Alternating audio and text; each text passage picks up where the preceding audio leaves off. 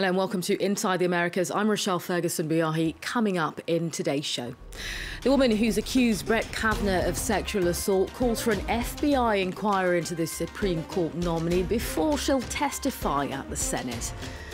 And more tit-for-tat measures, the latest chapter in the US and China's increasingly protracted trade war. Plus, Mexico marks the anniversary of two deadly earthquakes which happened decades apart, but nonetheless wreaked havoc on the South American nation. But first, a woman who accused President Trump's Supreme Court nominee Brett Kavanaugh of sexual assault has said she wants the FBI to investigate her allegation before she'll testify at the Senate. Well, university professor Christine Blasey Ford alleges that Brett Kavanaugh assaulted her at a party in 1982 when the pair were teenagers. Kavanaugh has denied the claims. The allegations, though, look set to delay his nomination. I'll talk more about this. I'm joined here in the studio by Anne Deysine, a specialist in US law, also a professor at Paris X Nanterre University. Thanks for your time today. Thank you. A first question, is Kavanaugh's position at the Supreme Court likely to be affected by these allegations? Yes, for the Democrats, it's a divine surprise because until the news came out, there was no idea that he would not be confirmed because the rules are changed, because there's no filibuster. Even during the hearings, the opposition of the Democrats amounted to nothing. So the vote was due tomorrow, and he was confirmed. And suddenly, but this is a little problem because Dianne Feinstein, the senator, the Democratic senator, suddenly came up with that idea that a woman had complained about sexual assault, but she knew about it. She had known since July. So there is this big thing. Why did she wait? Now, what's interesting is that the Republicans have realized this is tricky ground, and instead of attacking Dr. Ford very violently, like they would usually do, they realize that this is very dangerous for the vote because they have difficulties with female voters, and if they don't show some empathy, then they're in difficulty. So they've agreed, which was not obvious, to have this hearing on Monday. But now the woman says, I want the FBI. Of course, the FBI is always involved during the confirmation process, okay, after the name is announced by the president. And what's interesting with Kavanaugh is that because he's worked in the executive branch, because he was a judge, Court of Appeal judge, he's been investigated by the FBI many times. OK, so lots of questions, still to be asked about this. Is there any kind of precedent? Have we seen a scandal like this, if you will, so close to the actual vote for a nominee? There are a number of withdrawals of nominees that happens, a number of rejections. But the real episode that we think about is 1991 with somebody who is now sitting on the court, Justice Clarence Thomas. During the hearings, one woman came forward with allegations of sexual harassment between adults. They were working together at the EEOC, and she complained, but the context was very different at the time. All senators were male. There were no female senators. And the hearings went very fast. It was not organized properly. Some witnesses were not heard, and that's probably the reason why Dr. Ford wants the FBI to find what other people might go to the hearing and testify about what they see, what they saw, what they knew. So Anita Hill was very bad, and we've had Clarence Thomas, the justice that never asks a question, on the court since then. So everybody has that in mind.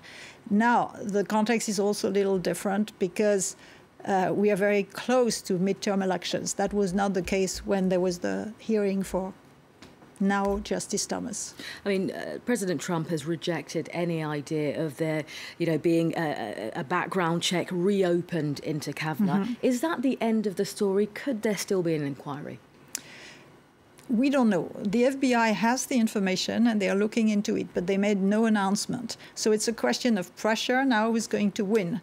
The Democrats and the woman and her lawyer would like the FBI to be involved.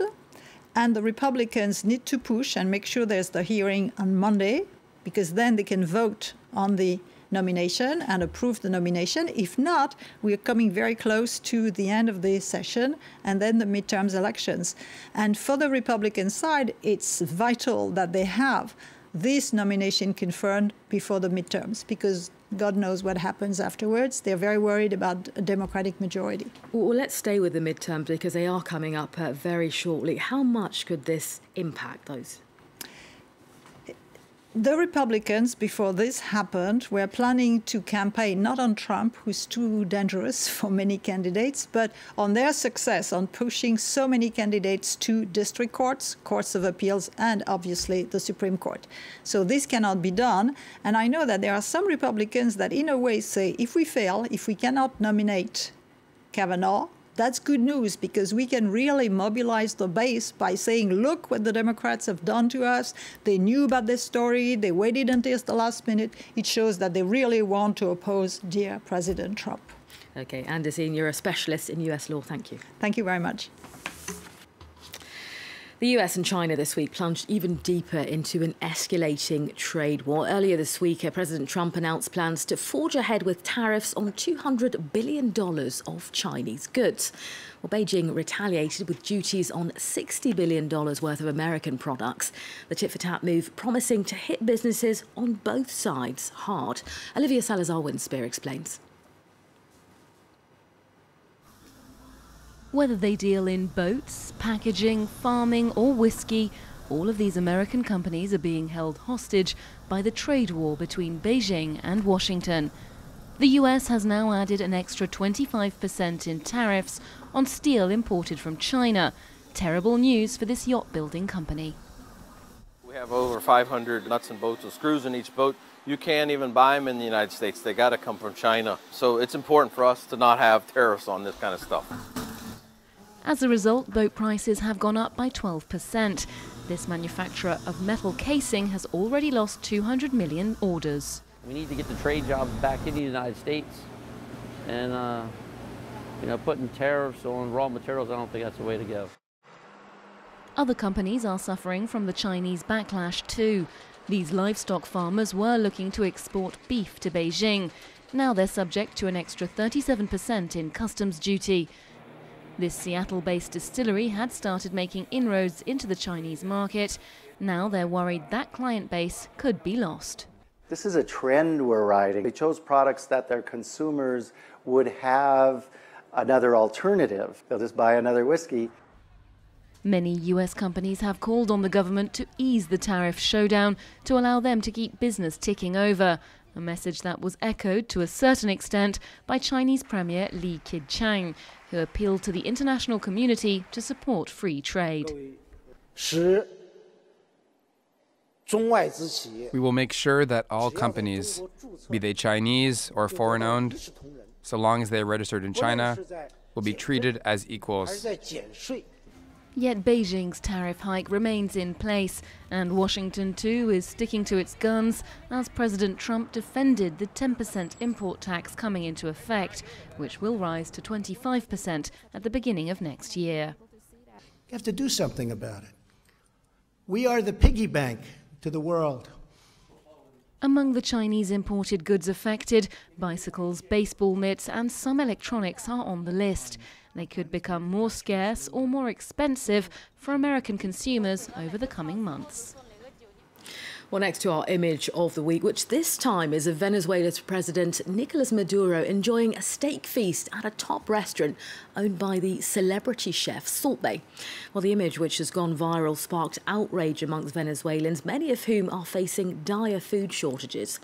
Well, many online are sharing mocked-up images of Salt Bae. According to one university survey, in 2017, 60% of Venezuelans lost an average of 11 kilograms due to a diet lacking in protein. Mexico is this week marking the anniversary of two deadly earthquakes, one which devastated the country back in 2017, killing 369 people, the other which killed over 10,000 people in 1985. Well, a year on from last September's 7.1% magnitude tremor, many areas of the capital have been rebuilt. Others, though, are still struggling to get back to normality. Claire Rush reports. Throughout Mexico City's sprawling metropolis, empty lots remain where buildings once stood. Like this former housing project, whose collapse left 9 dead. or this primary school where 19 children were killed. All enduring signs, 1 year on, of last September's 7.1 magnitude earthquake. For some, rebuilding has been difficult. Irma Escamilla has spent the last year living in a wooden hut after her home in the Tlalpan housing project was badly damaged. After the earthquake, it was risky to enter our home, and truthfully, we preferred to leave. We evacuated with practically nothing but the clothes on our backs. Engineers say it will take 10 more months to repair her damaged building. Until then, the mother of 3 has no choice but to stay here and wait. Irma is far from being alone. At 80 years old, Guadalupe Vazquez had to start over after her apartment building largely collapsed. It's been horrible. I used to say that I should have stayed in the building, because starting from scratch at 80 is tough. For others, it's not the loss of a home, but of a workplace. Enrique Alcantar has improvised since his dry cleaning business was damaged. Just like this hairdresser, who lost her business when her salon collapsed. My neighbors told me they would keep coming to me for business. Thank God they supported me. They come to get haircuts and show me love and solidarity. Many locals blame corruption, and not the tremor, for the death and destruction. The organization Mexicans Against Corruption and Impunity has found that poor construction and a lack of government regulation was responsible for 28 of the 38 total building collapses. What all the collapsed buildings have in common is that they were built with low-quality materials. For me, it's concrete evidence that corruption kills. A problem that Mexico's leaders must fix to ensure future quakes in this seismically active country wreak less damage. Well, that wraps it up for this edition of Inside the Americas. See you again at the same time next week.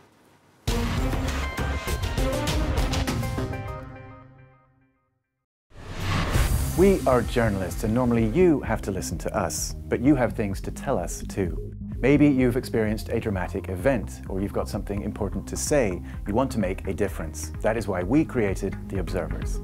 Now, the first step is very easy. You get in touch with our team. Send us your images, tell us what you've seen. And then it's our job to get your voice out there, on our site, on social networks, on your mobiles and tablets, and on TV, of course. You can appear in our weekly show via webcam. Or perhaps we'll come see you in person, where you live, in your country, your town, and we'll work together on a report for our investigative show, The Observers Direct. So you get the idea. This show is your show, your way to get your voice out to the world.